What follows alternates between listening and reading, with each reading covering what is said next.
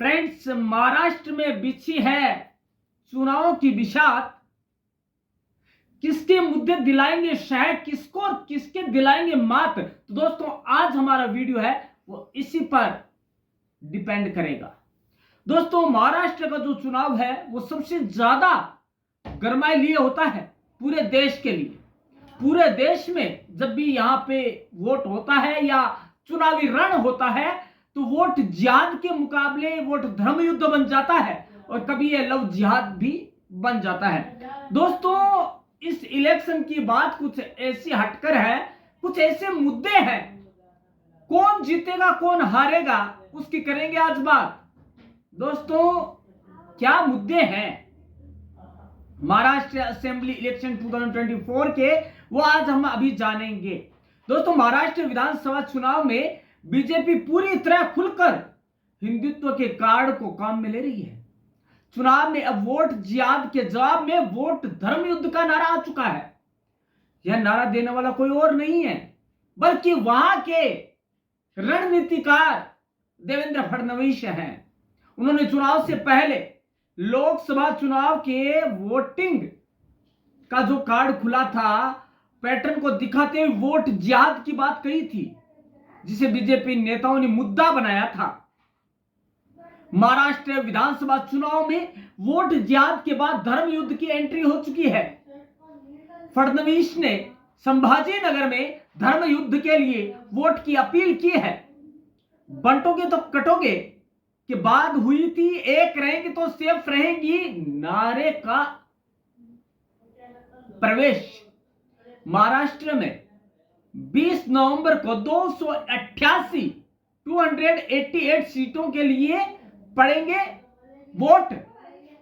फडणवीस ने वोट जिहाद के खिलाफ धर्म युद्ध का कार्ड खेल दिया है और यह उनका ट्रंप कार्ड बहुत ही प्रभावी होने वाला है।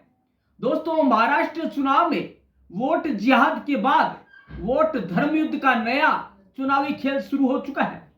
बीजेपी नेता और महाराष्ट्र के डिप्टी सीएम देवेंद्र फडणवीस ने छत्रपति संभाजी नगर की एक महासभा में हिंदुत्व से वोट जिहाद की जवाब में धर्म युद्ध के लिए वोटिंग की अपील की और उनका कहना था कि यदि हम धर्म युद्ध की लड़ाई में आप हमारा साथ देते हैं तो हिंदुत्व की लड़ाई में हम आपके साथ होंगे।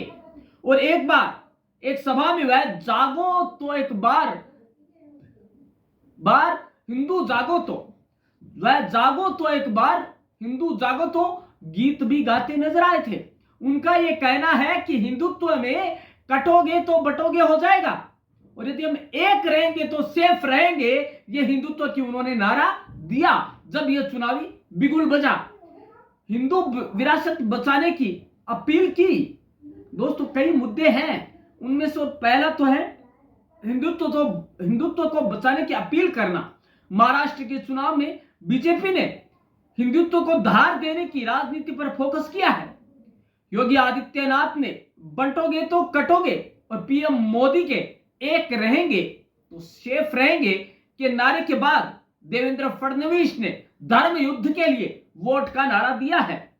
छत्रपति संभाजी नगर की एक सभा में फडणवीस ने यूबीटी, एनसीपी और कांग्रेस पर मुस्लिम वोटरों का फायदा उठाने का आरोप लगाया है। उन्होंने कहा है कि ये केवल मुसलमानों को और जो एनसीपी और यूबीटी के जो वोट हैं उनको खाली उपयोग कर रहे हैं, यूज कर रहे हैं। उनके बाद उनके लिए उनके दिमाग में कोई रणनीति नहीं है।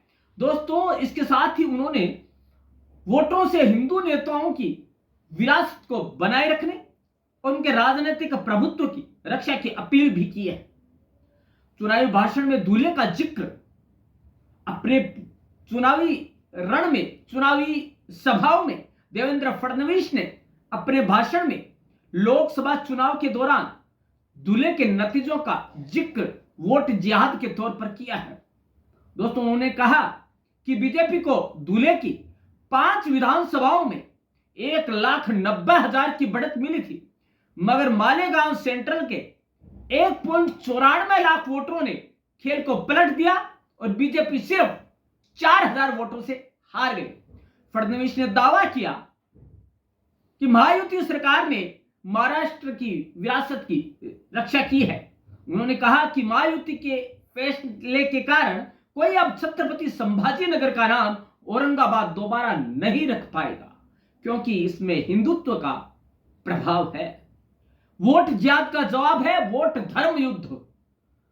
पीएम नरेंद्र मोदी ने अपने भाषण में कांग्रेस नेता राहुल गांधी को चुनौती दी थी कि वह शिवसेना प्रमुख बाला साहेब ठाकरे और वीर सावरकर की खुली तारीफ करें। इसके बाद से बीजेपी नेताओं ने इस लाइन को लपक लिया। छत्रपति संभाजी नगर में फडणवीस ने कहा कि कुछ राजनेता बाला साहेब ठाकरे को हिंदू हृदय सम्राट कहने में झिझकते हैं और इसके बजाय उन्हें जनाब बाल ठाकरे कहते हैं, जो कि मुसलमानों की फहरिस्त से निकल कर आई है। उन्होंने कहा है कि यह चुनाव हमारी एकता को प्रदर्शित करने के लिए है। जब वे वोट जिहाद करते हैं तो हमें धर्म के कानून को स्थापित करने के लिए वोट धर्म युद्ध के साथ जवाब देना चाहिए। दोस्तों, विदर्भ में गढ़ बचाने की लड़ाई में 62 में से 36 सीटों पर कांग्रेस और भाजपा में सीधा मुकाबला है, वो भी धर्म युद्ध और वोट युद्ध के नाम पर। दोस्तों, भाजपा 2014 जैसी कामयाबी के लिए बंटेंगे तो कटेंगे, रहोगे तो सुरक्षित रहोगे के नारे पर टिकी हुई है। वहीं कांग्रेस और महाविकास आघाड़ी संविधान बचाओ के नारे और जातिगत समीकरणों के सहारे चुनावी रण में जीतने के लिए उतरी है। महाराष्ट्र के विदर्भ में विपक्षी गठबंधन महाविकास आघाड़ी एमवीए लोकसभा चुनाव में नतीजे दोहराने की फिराक में घात लगाए बैठी है। वहीं सत्तारूढ़ गठबंधन महायुति विशेष तौर से भाजपा 2014 जैसी सफलता पाने के लिए पुरजोर कोशिश में लगी है। विदर्भ की 62 सीटों पर कांटे की टक्कर है, जहां आघाड़ी लोकसभा चुनाव की तर्ज पर विधानसभा चुनाव में भी संविधान बचाओ के नारे और जातिगत समीकरण के सहारे चुनाव लड़ा जा रहा है। वहीं भाजपा के सामने विदर्भ का गढ़ बचाने की समस्या है, चुनौती है। इसलिए भाजपा ने बंटेंगे तो कटेंगे और एक रहेंगे तो सुरक्षित रहेंगे का नारा दिया। कांग्रेस इन्हीं नारों की काट में उलझी हुई है कि कैसे इनको काटा जाए। 288 विधानसभा सीटों वाले महाराष्ट्र में 20 नवंबर को होने वाले मतदान से पहले चुनाव प्रचार अंतिम चरण में प्रवेश कर चुका है। दो धुर विरोधी विचारधारा की पार्टी कांग्रेस और भाजपा विदर्भ पर कब्जे के लिए संघर्ष कर रही। लोकसभा चुनाव के बाद या हार के बाद भाजपा अब एकजुटता का राजनीतिक संदेश देती हुई दिखाई दे रही है, क्योंकि इस बार वोट कटवा का लाभ मिलने की गुंजाइश नहीं दिखती। इसके अलावा लाडली बहना जैसी लोक लुभावन योजनाओं के जरिए भी जनता को अपने पाले में लाने की कोशिश है। वहीं कांग्रेस को भरोसा है कि विदर्भ उनका गढ़ रहा है, इसलिए लोकसभा चुनाव की पुनरावृत्ति विधानसभा में भी देखने को मिलेगी। भले ही संविधान बचाओ का नारा विधानसभा चुनाव में प्रभावी नहीं हो पाया है, लेकिन जातीय समीकरण उसके पक्ष में है। उसने सोयाबीन कच्चे कपास के मुद्दा बनाया है, लेकिन कांग्रेस की दिक्कत यह है कि सीट बंटवारे धर्म में बने 40 से अधिक सीटें हासिल नहीं कर पाई है। भाजपा नेता अजय पाठक कहते हैं कि पिछले चुनाव के बाद इस बार काफी बदल गया है। बिहार में भाजपा 2014 में जितनी 44 सीटों की बराबरी करेगी। कांग्रेस नेता और नागपुर उम्मीदवार कहते हैं कि कृषि उपज के अलावा महंगाई और बढ़ती बेरोजगारी भी एमवीए का चुनावी मुद्दा बना है। दोस्तों, ये चुनावी मुद्दा जो है वो कितना जिताएगा, क्या जिताएगा, ये तो समय बताएगा। लेकिन दोस्तों, पलड़ा किसका भारी है, हम इस पे बात करें तो पता चलता है कि भाजपा विदर्भ से 29 सीटें जीतकर आएगी। ये अनुमान नहीं है, ये पोल है, एग्जिट पोल है। दोस्तों, भ्रम का मेला है। महाराष्ट्र का खेला है। तो दोस्तों, महाराष्ट्र की राजनीति में जो उथल पुथल मची हुई है उसको शांत कर सकते हैं ये चुनाव। कभी 2 महीने की सरकार है, कभी 3 महीने सरकार है, तो इसको शांत करने के लिए चुनाव महत्वपूर्ण साबित हो सकते हैं। 20 नवंबर को होने वाले विधानसभा चुनाव महाराष्ट्र में जो होने वाले हैं के लिए प्रचार तेज होने के साथ ही राष्ट्रीय और क्षेत्रीय मुद्दों का मिश्रण फोकस में है। राज्य में शख्सियतों का कटाव, टकराव और नेता व दलों के तबकाई हित भूमिका निभा रहे। 5 साल पहले विधानसभा चुनाव के बाद से इस राज्य ने काफी राजनीतिक उथल-पुथल देखी है। मुख्य राजनीतिक खिलाड़ी इस नए राजनीतिक परिदृश्य को समझने और उसे अपने लाभ के लिए आकार देने की कोशिश कर रहे हैं। इस हफ्ते मुंबई में हुए द हिंदू कॉन्क्लेव में भी यह जग जाहिर हुआ जब उन सबको साथ लाया गया था। भारतीय जनता पार्टी और कांग्रेस राष्ट्रीय विषयों पर जोर दे रही है, और क्षेत्रीय पार्टियां खासकर शिवसेना और राष्ट्रीय कांग्रेस पार्टी के दोनों गुट क्षेत्रीय मुद्दों पर अपना ध्यान केंद्रित करवा रहे। एक भाषण में प्रधानमंत्री नरेंद्र मोदी ने कश्मीर का मुद्दा उठाते हुए कांग्रेस और पाकिस्तान पर नजरिया दोहराने का आरोप लगाया।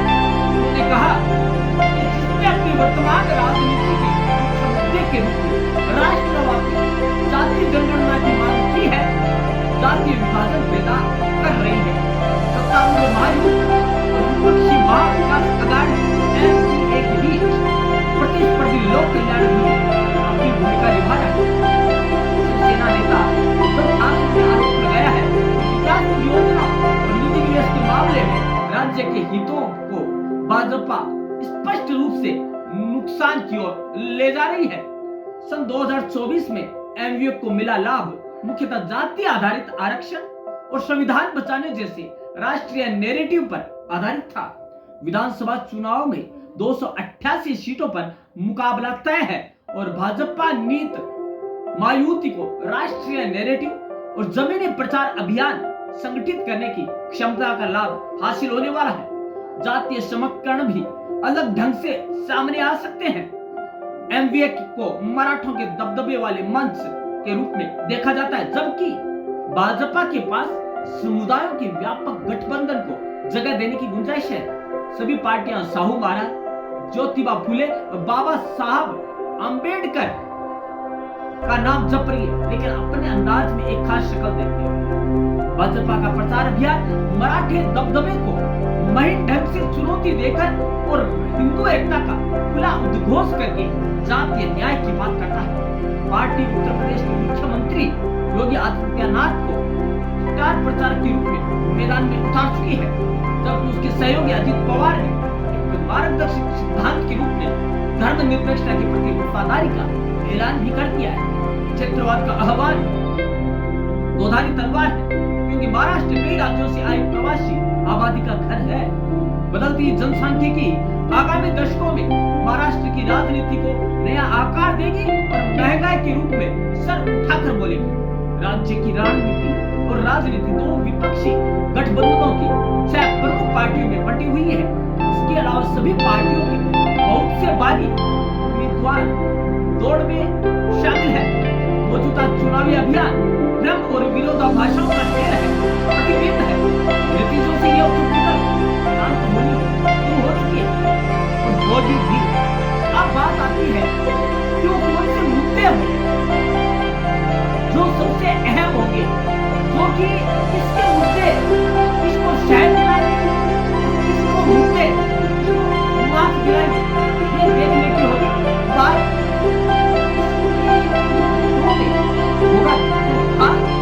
लोग करेंगे भीतर और किनके जीतेंगे जनता से जुड़े जज्बात। तो दोस्तों जान लेते हो जज्बात और मुद्दे कौन से हैं। तो दोस्तों बहुत से ऐसे पॉइंट है, मुद्दे हैं जिन पर की ये सरकार चुनाव लड़ने वाली है।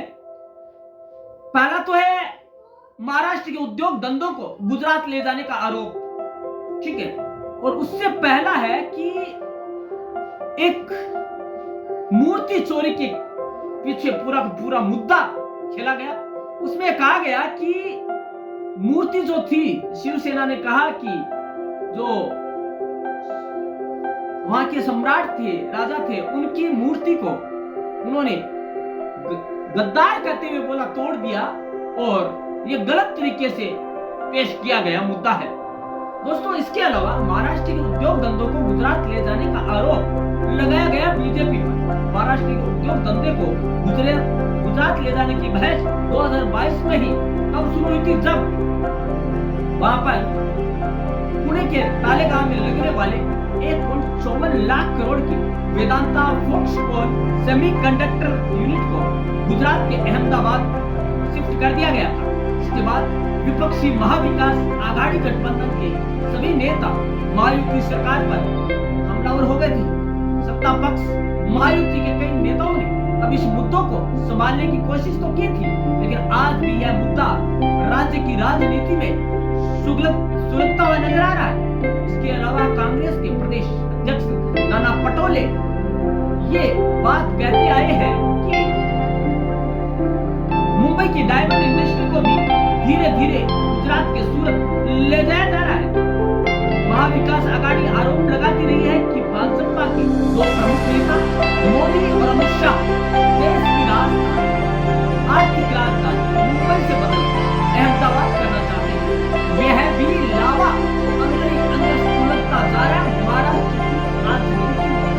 इसलिए ही का सारा कारोबार गुजरात के बड़े शहरों में जा रहा है। दूसरा जो मुद्दा है वह है लापरवाह प्रशासनिक व्यवस्था और भ्रष्टाचार। दोस्तों, महाविकास आघाड़ी के सबसे वरिष्ठ नेता और महाराष्ट्र राजनीति के भीष्म पितामह शरद पवार कहते हैं कि एक समय महाराष्ट्र की शासन व्यवस्था को देश में सबसे मजबूत शासन व्यवस्था के रूप में देखा जाता था, लेकिन महायुति सरकार के कार्यकाल में आज ये शासन व्यवस्था काफी लचर और कमजोर होती जा रही है, और इसमें जो भ्रष्टाचार का, रिश्वत का, काला बाजारी का लावा दिन प्रतिदिन सुलगता जा रहा है। कांग्रेस के प्रदेश अध्यक्ष नाना पटोले वर्तमान की एकनाथ शिंदे सरकार पर आरोप लगाते हुए कहते हैं कि इस सरकार ने छत्रपति शिवाजी की प्रतिमा लगाने तक में भी भ्रष्टाचार किया है, जिससे कि प्रतिमा बनने के कुछ समय बाद ही ढह गई, और साथ ही राज्य में महिलाओं के खिलाफ लगातार अपराधों की श्रेणी में जो बढ़ोतरी हो रही है, वह सत्ताधारी महायुति गठबंधन का सबसे गंभीर पाप है, और इसके लिए जनता के पास और कुछ नहीं, केवल श्राप है, श्राप है और श्राप है। दोस्तों, एमवीए का दावा लोकसभा चुनाव की तरह ही होंगे परिणाम, विधानसभा चुनाव के परिणाम। दोस्तों, मुख्यमंत्री माझी लाडकी बहन, मेरी लाडली बहन योजना महाराष्ट्र महायुति की सरकार ने इसी साल जुलाई में जब लाडकी बहन योजना की घोषणा की, तो तमाम राष्ट्रीय विश्लेषकों ने इस योजना को राज्य की एकनाथ शिंदे सरकार का चुनावी एजेंडा बताया था। शिंदे सरकार की इस योजना के अंतर्गत 2.5 लाख रुपए से कम वार्षिक आय वाले महाराष्ट्र निवासी परिवारों की 21 से 65 साल की आयु वर्ग की महिलाओं को हर महीने 1500 रुपए की आर्थिक मदद सीधे उनके खाते में ट्रांसफर करने की बात कही गई थी। इस योजना पर बोलते हुए एमवीए के प्रमुख नेता शरद पवार ने कहा कि महिलाओं के आत्मसम्मान को बढ़ाने के लिए इसको लागू किया जाता है, तो हम भी इस योजना का खुलकर सपोर्ट करते हैं। लेकिन सबसे बड़ा सवाल यह है कि शिंदे सरकार की स्कीम स्थायी है या अस्थायी। इस तरह की किसी स्कीम घोषणा की जाती है तो राज्य सरकार की प्रावधान की जाती है, लेकिन महाराष्ट्र सरकार के बजट में इस स्कीम से संबंधित कोई भी प्रावधान साफ नहीं है। इतना ही नहीं, शरद पवार ने अपने बयान में तो यह भी कहा था कि यह स्कीम केवल एक चुनावी अभियान मात्र है, जो कि महिलाओं के साथ एक बड़ा ही धोखा है। वहीं शिवसेना प्रमुख उद्धव ठाकरे ने भी इस स्कीम पर कई सवाल उठाए हैं। महाराष्ट्र आरक्षण का जो मुद्दा है वो भी प्रमुख मुद्दा इन चुनाव का बनकर उभर सकता है। महाराष्ट्र की राजनीति में मराठा समुदाय का महत्व सबसे ज्यादा है। राज्य के अब तक के 20 मुख्यमंत्रियों में से 11 मुख्यमंत्री मराठा समुदाय से ही आते हैं, और 1962 से ही राज्य की विधानसभाओं में मराठाओं का प्रतिनिधित्व 60% से भी ज्यादा रहा है। पिछले कुछ समय से राज्य में मराठा समुदाय द्वारा आरक्षण की मांग काफी तेज हो गई है, जिसके सबसे प्रमुख नेता मनोज जरांगे है। जरांगे की मांग है कि सभी मराठाओं को 19वीं जाति का प्रमाण पत्र जारी किया जाए, जिससे कि मराठा समुदाय ओबीसी आरक्षण का लाभ उठा सके। लेकिन महाराष्ट्र का ओबीसी समाज इसका पुरजोर विरोध कर रहा है, जिस वजह से मराठाओं और ओबीसी समुदाय को बीच फंस चुकी है। दोनों के बीच वर्ग संघर्ष की स्थिति उत्पन्न हो चुकी है। राज्य के आगामी विधानसभा में मराठा आरक्षण एक प्रमुख मुद्दा होगा, जिससे दोनों ही गठबंधन अपने अपने तरीके से साधने की, संभालने की, यूज करने की पुरजोर कोशिश करते नजर आएंगे। अपनों से लड़ाई, गैरों से प्यार, ये होगा मुद्दा इस बार। दोस्तों, बीते 5 वर्षों के दौरान महाराष्ट्र में हुए बेमेल गठबंधनों की असली परीक्षा का वक्त अब आ चुका है।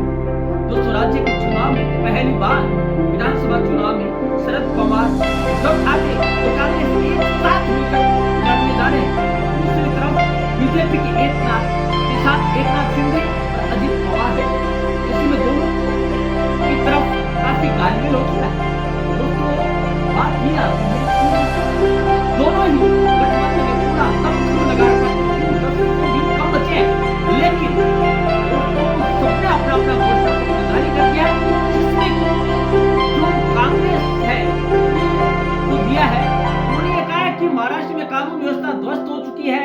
महाराष्ट्र में किसी तरह की भी कोई धर्म नहीं है, कोई जाति नहीं बची है, और वो लव जिहाद और वोट जिहाद के नाम पे वोट मांग रही है। लेकिन जो बीजेपी है वो धर्म युद्ध के नाम पर वोट मांगती नजर आ रही है। उनका कहना है कि हम बटेंगे तो कटेंगे और एक रहेंगे तो सेफ रहेंगे, की रणनीति पर वह बीजेपी काम करती नजर आ रही है। लेकिन दोस्तों, ऊंट किस करवट पर बैठता है वो पता नहीं है। दोस्तों, जनता का क्या मूड है वो पता नहीं है। जनता मराठा आरक्षण चाहती है कि महंगाई से निजात चाहती है, ये भी पता नहीं है। लेकिन दोस्तों, करना क्या चाहती है पब्लिक किसके जज्बातों के साथ है? पब्लिक के जज्बात को कौन जीत पाएगा, यह तो शय और मात के बाद ही पता लग जाएगा। लेकिन दोस्तों, जो प्रमुख मुद्दे हैं वो संक्षिप्त में ये है, कपास और सोयाबीन की कीमतें जमीनी स्तर पर मुद्दा बनेगी, क्योंकि ये आम जनता का सबसे बड़ा मुद्दा है और यही जज्बात किसी भी पार्टी को कुर्सी तक ले जाने के लिए सक्षम है। दूसरा है आपका आरक्षण का मुद्दा, बड़ा असर डालने वाला है। दोस्तों, ये जो मुद्दा है वो आम पब्लिक से जुड़ा हुआ है और आम पब्लिक को केवल अपने सरकाना के अलावा कोई मुद्दा नजर नहीं आता है। लेकिन आरक्षण का मुद्दा एक सुलगाई हुई आग है जो दोनों तरफ लगाई गई है, चाहे वो गठबंधन कोई सा हो, एक्स हो, चाहे वाई हो, चाहे कांग्रेस हो, चाहे बीजेपी हो, दोनों ने आग जनता में लगा रखी है। उसके बाद आती है बात महाराजा जो शिवसेना के थे उनकी मूर्ति का तोड़ा जाना। ये एक धार्मिक उन्माद फैलाकर वोट जीतने की तैयारी की गई है। उसके बाद बड़ी संख्या में बागियों का इकट्ठा होना, एक मूर्ति को तोड़ने के पीछे या महाराष्ट्र की मिनिस्ट्री है उसको गुजरात ले जाने का आरोप लगाना बीजेपी पर बड़ा मुद्दा बन सकता है। दोस्तों, इसकी दावेदारी तगड़ी है ये तो समय बताएगा। लेकिन दोस्तों, जो जनता को कर पाएगा, जज्बात को जीत पाएगा, वही है वो नजर आएगा। तो आज हमने बात की महाराष्ट्र में चुनाव की दिशा, इसके मुद्दे शह, किसके मुद्दे देंगे शह और किसके देंगे मात, तो हमने किया इस पर बात। तो दोस्तों, आपको भी शेयर करनी है अपनी बात, आपको लिखने अपने जज्बात, जो आपका कमेंट बॉक्स है उसके अंदर। आपको क्या लगता है कौन इस कुर्सी का हकदार होगा, कौन बैठेगा इस क्वेश्चन मार्क की जगह, तो बताइएगा जरूर। लेकिन दोस्तों, हमारा तो मानना यह है कि जो धर्म युद्ध, आरक्षण या जो सोयाबीन और कच्चे कपास की जो कीमतों को बढ़ाएगा, वही कुर्सी पर बैठने का हकदार होगा, क्योंकि जनता है दोस्तों सब जानती है अंदर क्या है बाहर क्या है ये सब कुछ पहचानती है। तो दोस्तों शय और मात का ये खेल कब तक चलता है जानते हैं 20 नवंबर के बाद, क्योंकि 20 नवंबर को होने वाले हैं चुनाव। मिलेगी किसी को तो शय और किसी को मिलेगी मात। तो दोस्तों चलते हैं अब फिर एक बार नया कोई टॉपिक लेकर, ज्वलंत टॉपिक लेकर। तब तक के लिए बाय बाय।